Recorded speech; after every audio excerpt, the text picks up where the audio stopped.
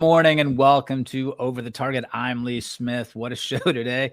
We have one of my favorite people, great guy, great writer, screenwriter, novelist, Epoch Times columnist, and friend Roger Simon. Roger is covering for Epoch Times. He's going to be covering the presidential races. So Roger has the inside scoop. Look, we know we know it's not exactly around the corner, but we are so far in front here at Over the Target.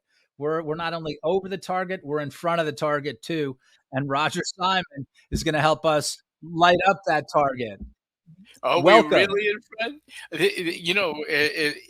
There are more candidates on the Republican side now joining. Yeah. It's the old thing of throwing a hat in the ring. Now they could have a hat store. They got so many hats in there. That's a good point. I hadn't thought about this before you mentioned it. I see that Chris Christie is planning on announcing his run. What do you make of that? We have more serious things to discuss as well, but let's talk about Chris Christie throwing his very large size hat in the ring. What do you make of this? Well, I think it is kind of a desperation move. A guy who needs to keep himself in the public eye. I think, to do a little self-publicity here, in my book that's coming out in September, American Refugees, I talk about political lust as a new form of lust. I mean, there's a certain kind of people who need to be running for office and need to have that. I think Christie's one of them. The problem with Christie too, besides what we all know, the Bridgegate and how the people in New Jersey are pretty fed up with him, although he was their governor. He's got tremendous ties to Christopher Wray, who is at the moment not very popular on the Republican side. Yeah, that's a very good point. He was the man that foisted Christopher Wray on Donald Trump. I mean, of course, the president might have looked a little more closely at the resume, but right, that's Chris Christie. That was Chris Christie. I mean, that's one of it illustrates a fault of Trump that many people are pointing out, that his best thing was not vetting people who were potentially working for him, but in one of the worst, he said himself. And the irony of this is it's all in Chris Christie's book.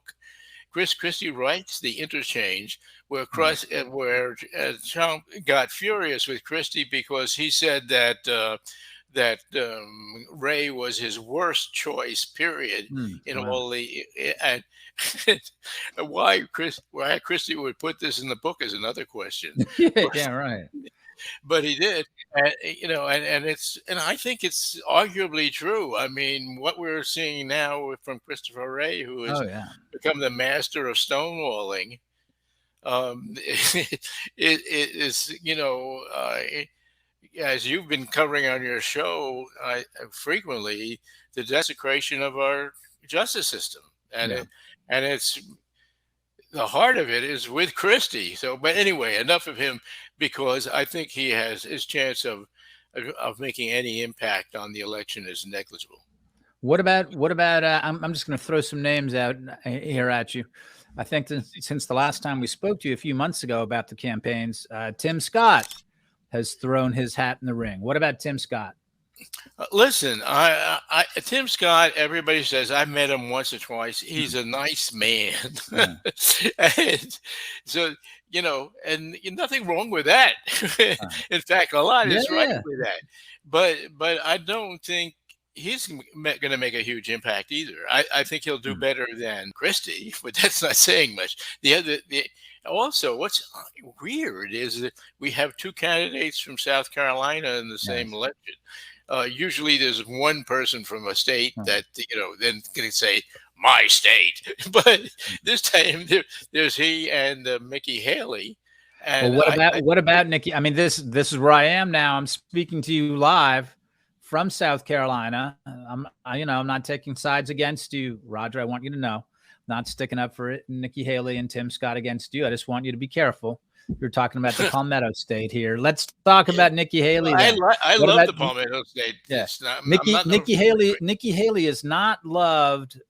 She's admired here, but she's not loved by the America First movement, even though she served Donald Trump administration as UN ambassador, and she did a good job by all accounts. But she's under some suspicion with the America First crowd. Are they right to be concerned about her? Yes. That kind of an establishment figure. Well, I think they're right to be worried about both of them, actually, on the Huh. same grounds, as well as Scott Lindsey too. Graham. I mean, I think Yeah. I love South Carolina. I like going down there. I like going to the beach there. Everything, Yeah. but the food's great. But like a lot of states, like my home state of Tennessee, then they're Republican states electing mediocre officials. Yeah. That's what we live So with. you don't like Nikki Haley's chances either. Not too much. I mean, a lot of it depends on what goes down with all this smearing of Trump, and Right. if with the special counsel and all of that. I Yeah. think a lot of these people are in it because they're essentially vultures. You they're mean they're okay? lurking out there like we all see the vultures up there Explain. on the wire. Explain. I think I know what you mean, but I want to Yeah, hear. I, I want I to hear mean you explain that. they're lurking there in case Trump crumbles, and then they swoop in. For now there's a lot of marking time going on. I think this is not Fascinating. true. This is Right. not true of people like Vivek Ramaswamy. Okay, I know you admire him. You've spoken with him. You're traveling with him. So before we come to what everyone's talking about, Trump and DeSantis, and I want to ask you about that image of the vulture. Let's talk about Vivek, whom I know you're very high on. You like him an awful lot, and he's polling pretty well. What is he? He's polling 3-4% right now. Well, not terribly. I mean, for a guy that most people never heard of, right? he's doing Yeah, it's pretty impressive.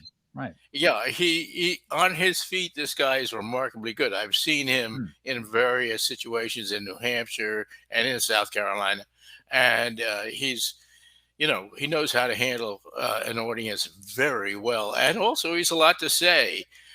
Speaking of which, his most recent attack is on Elon Musk, which I think is fascinating. I'm going to be with Vivek starting on Saturday. We're doing something at Epoch TV. I'm going in with cameras into his bus, which is a kind of lavish bus, sort of like Willie Nelson's bus. Not the same things. The same things do not go on in there. But what he said about Musk, he criticized Musk for essentially hypocrisy. I mean, Musk, we all know, has done something good with Twitter. He's opened it up to a great degree. I have my personal beef with social media, period. I won't get into it here, but I don't like it. But here, but he certainly improved Twitter considerably and made it an open space, or relatively open. Now, at the same time, he's off in China, and he is essentially colluding with the Communist Party of China for his own financial benefit. And now he's not the only American who does that. Far from it. Right. Far from it, indeed. But he may be. Is this what Vivek is saying? Is this where Vivek is attacking him? Or I don't know, he's attacking saying him or criticizing? Don't go. Vivek says we should decouple with China, and what Elon Musk is doing, of course, is coupling as much as he can. Right. Pretty much. I mean, he's ignoring the essentially fascist communist government and what they're doing, and while parading himself as the Mr. First Amendment here in the United States. Now, there is a bit of hypocrisy in there. In fact, there's quite a bit. Right. Well, I mean, that is an interesting point. And, when people talk about American elites who are closely tied to China, and I talk about this all the time, and you and I both know here at Epoch Times, this is a very important issue for us to make clear for the American people. and also for Chinese people who are suffering under this totalitarian regime. Who are the Americans who are, who are really collaborating? And this is a name that doesn't come up very much, but it's interesting to point this out. Can you talk a little more about why you like, because I want to get a sense of this, why you like Vivek so much? So he's personable.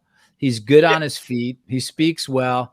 He is certainly, he has different ideas about the economy. And this is definitely Donald Trump's strong suit as well. So what is it that makes Vivek special? I think what's good about him is he's more articulate than Trump on what's wrong and on the whole woke issue, because his business acumen is different from Trump's. And I mean, Trump is, I like Trump generally, and like everybody else, I go, oh, why do you do that? but overall, you got to give the guy his props. But Vivek is, I think Vivek, who probably will not win this election, his great asset is educational, because I think he will go to explain to a lot of people what's going on. Particularly, right now we're going through a kind of woke fiesta with all these companies going woke as possible. Even Target, not to mention Adidas. Do you think they're going to get pulled back in? I mean, I'm seeing everything. I'm just looking online, social media. Just looking online, seeing the different companies, whether I think it's Banana Republic or whether it's Lego. I'm like, what? Don't these guys read the news? Like, aren't they seeing what's happening to Bud Light and Target? What? But everyone is they're like jumping over a cliff, or not. Maybe they're not. Maybe they feel, no, we're the majority. You have to buy our stuff, or you will freeze. You won't have anything to wear, and you won't have anything to eat. That's partly it, but I think that this is where Vivek comes in, and also other people, and that is there's something else going on here, because I don't think in a situation like Target, where we just found out his name is Cornell, the CEO. His salary is $17.7 million a year. Okay, beats either of ours. I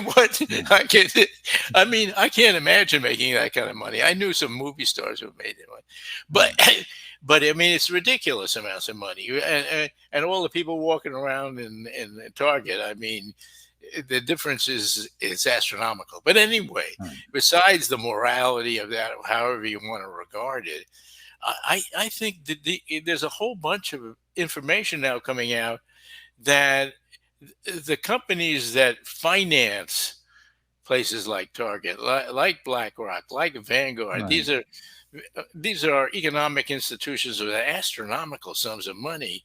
They are shaping this, and that these guys, the Cornells of the world, and the CEOs are really working for them, and so there's a shifty thing that's going on, that the consumer is irrelevant almost. Even the stock price has become irrelevant. Right. No, that's a really good point. And that's why, I mean, people are looking like, well, why doesn't Bud Light just shake this thing off entirely? Go, yeah, look, we're really sorry. Why don't they just be specific about it and say, we're really sorry, and here's how we're going to make it up to people. But instead, right, there's something else. So obviously, there's another financial component that we're not entirely privy to, but I think you're right. I think it must be coming from this ESG stuff, and there's a lot of pressure. Except at a certain point, it is going to hit them. No, at a certain point, it's like, look, by the way, no one is buying anything at Target anymore. No one is buying Bud Light. No one is getting stuff here, and there. So this is going to hurt you as well, unless you back off. I assume we're going to get to that place at some point. Maybe you would not. assume it. I mean, that's what the capitalism that What happened to my capitalism? What happened? I'm a little afraid that there's something this is so beyond petty men here. We're getting capitalism with Chinese Communist Party characteristics. Yeah. I think that's a part of it. Roger, we got to cut away because there are some people who are watching on Facebook or YouTube, and that's great, but we need them to make the jump to Epoch TV exclusively. Make sure you make that jump to Epoch TV exclusively. We're going to continue our great conversation with the great and magical Roger Simon covering the campaigns. But as you can hear, we're talking about a whole bunch of other stuff too. Make the jump. We'll see you in less than a minute. We'll pick it right back up with the great Roger Simon. You would never actually believe that this was like in a movie or something, that the person that comes up with the crazy idea to go after General Flynn for the Logan Act is Joe Biden. By going after General Flynn with absolutely no basis, they put him and his family through years and years of hell, and they tried to destroy his good name. And the fact that they still today continue to attack him. It's shocking. Millions of Americans were focused on this. This is the first time that they'd really seen our justice system just run amok. And it's full of cruelty as they've tried to destroy this man. And the whole thing was ridiculous. When you have that absolute power corrupts absolutely, that wave really peaked with the beginning of the Flynn case.